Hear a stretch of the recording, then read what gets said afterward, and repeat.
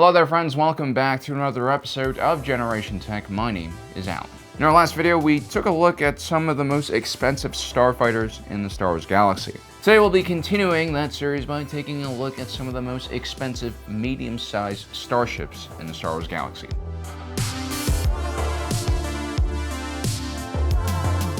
The NAU'UR yacht was more of a template than a specific class of ship. Designed by Kalevala Spaceworks, this company mainly provided customized yachts to the rich, famous, and powerful. The NAU'UR class was a base model that clients could customize to fit their individual needs. The base model itself cost around 850,000 credits, but additional upgrades could significantly increase the price of this vessel. I'm not saying you should do this, but let's say you want to do something very luxurious like use Ewok fur to cover all of your furniture in your ship. That's going to be really expensive post-Endor after the second Death Star crashed into their moon. Another example of a NAU'UR-class yacht is the Corvette. This was built for Duchess Satine Kryze, leader of Mandalore and also the head of the Council of Neutral Systems. Duchess Satine Kryze was an immensely powerful political figure in the galaxy during the Clone Wars, and she would routinely host dignitaries from other worlds on her pleasure yacht. And so her NAU'UR-class yacht featured a pleasant hall in which she could hold court and wax poetic about how pacifist she was. The ship also featured many small exhibits that showcase the many products and goods made in the Mandalorian sector, which I imagine are mostly just, melee weapons and crayons. Dryden Voss's NAU'UR-class yacht, the First Light, was built more for social gatherings and parties. I'm sure it also had plenty of secret compartments as well for smuggling illicit goods and weapons. Either way, every ship in the NAU'UR yacht class is going to be built differently, depending on the clients. But the one thing that all these ships seem to share is that vertical orientation. The higher levels are generally reserved for the rich and powerful and owners of that ship, while the lower areas are reserved for crew and storage. It's symbolic for the social wealth hierarchy.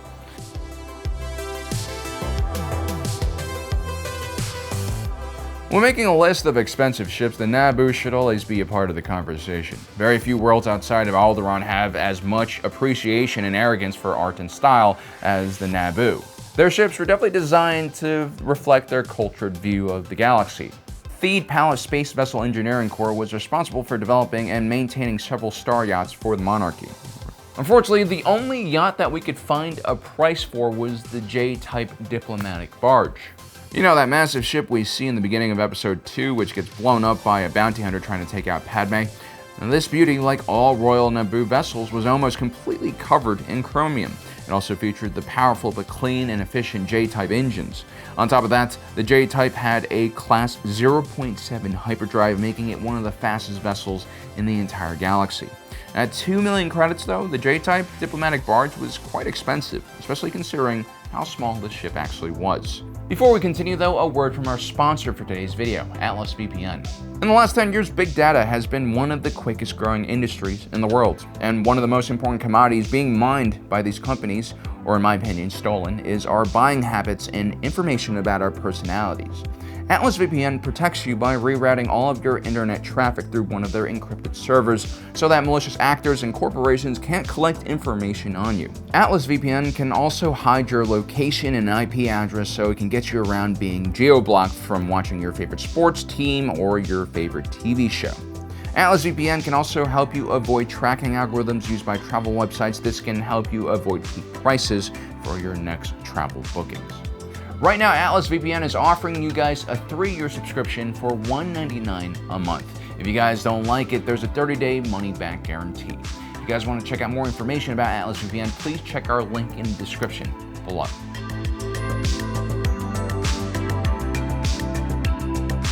The CARRION Spike was a prototype ship specifically designed for Wilhuff Tarkin. What made it so special was the fact that it had state-of-the-art cloaking technology that not only hid the ship from sensors, but even from the naked eye. Very impressive. This technology can be traced all the way back to the Clone Wars to a Republic weapons program known as the IPV-2C Stealth Corvette. This prototype ship was utilized by Anakin Skywalker to bypass the Separatist blockade over the planet of Christophsis. This technology worked flawlessly, but it had a few very important limitations. For one, when the stealth ship fired its weapons, the illusion of stealth disappeared. The other problem with this ship design and why it remained a prototype was the prohibitive cost of the stealth technology. The CARRION Spike is really just an upgraded version of this Clone Wars prototype, and No one really knows how much it costs, but I wouldn't be surprised if it was somewhere around the 50 to 100 million credit range. It's probably as expensive as an Imperial capital ship. This is how expensive this technology was.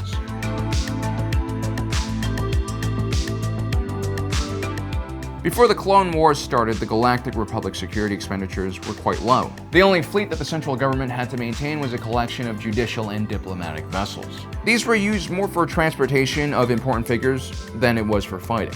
At the time, the Republic relied on a loose collection of planetary defense forces, militias, and magical space wizards in order to preserve its territorial integrity. The Republic, however, did invest a lot of money on those transports it reserved for its diplomats and also for its judicial forces. The Republic Cruiser, or Consular class cruiser, was a blockade runner-style ship created by CARRION Engineering Corporation.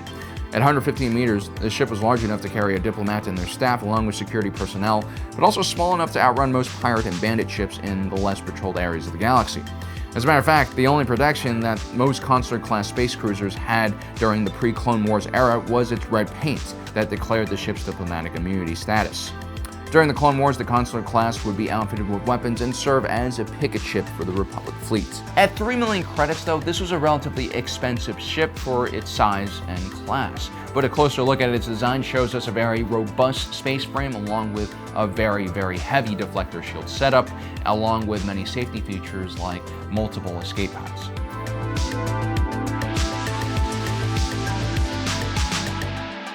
The Galactic Empire is known for having extremely large and powerful ships of the line, which are oftentimes escorted by huge swarms of cheap, mass-produced TIE fighters. But the Empire also employed medium-sized ships like escort vessels and picket ships. The Raider-class corvette was a 150-meter-long ship equipped with both turbolasers and also several point defense emplacements. It was primarily designed to screen larger Imperial ships from those pesky Rebel snub fighters, and actually did quite a good job.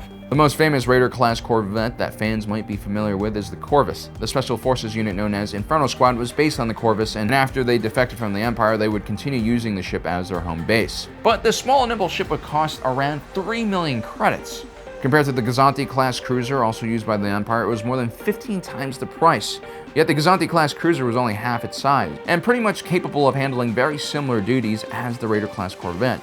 Which is probably why the Raider-class corvette was not deployed en masse. It was just way too expensive. But that's because every little detail of the ship screams premium quality. From its wedge-shaped Star Destroyer-inspired hull to its durable armor and excessive amount of firepower. In many ways, the Raider-class corvette was not just a reaction to the Rebel Alliance Starfighter Corps, it was also a direct competitor against the famous CR-90 Corvette.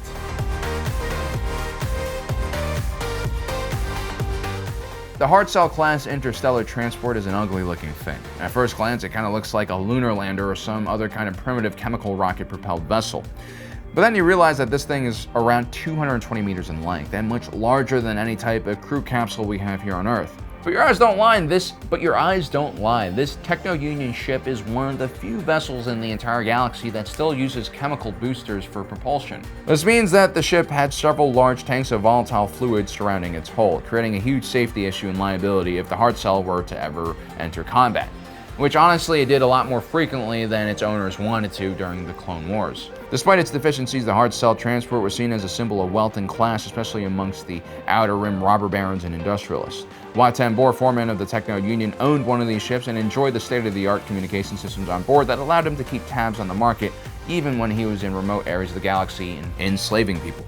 The ship also had a Class 1 hyperdrive and a massive amount of storage, which kind of points towards the initial purpose of this ship, which was to transport goods from one system to another. We don't have any information about the price of these ships. Apparently the Techno-Union only gave it out to its own employees as a status symbol.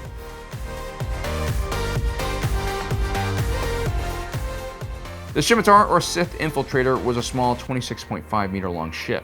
It has the maneuverability and speed and firepower of a starfighter, but the comfort and storage of a small courier ship. This was a heavily modified experimental vessel that featured a cloaking device powered by stygium crystals, very similar to the same system used by the CARRION Spike. This technology again was effective, but ruled to be far too expensive for massive deployment. It's also the main reason why the SCIMITAR SITH Infiltrator cost a shocking 55 million credits, which is roughly the same price as a 1 kilometer long Venator class Star Destroyer. Maul would use this personal ship during his apprenticeship with Darth Sidious. This one-of-a-kind starfighter was custom fitted for the Zabrak's personal needs, and pound for pound, probably one of the most expensive starships in Star Wars history. Well guys, that is our video today. Another thanks to our sponsor for today's video, Atlas VPN.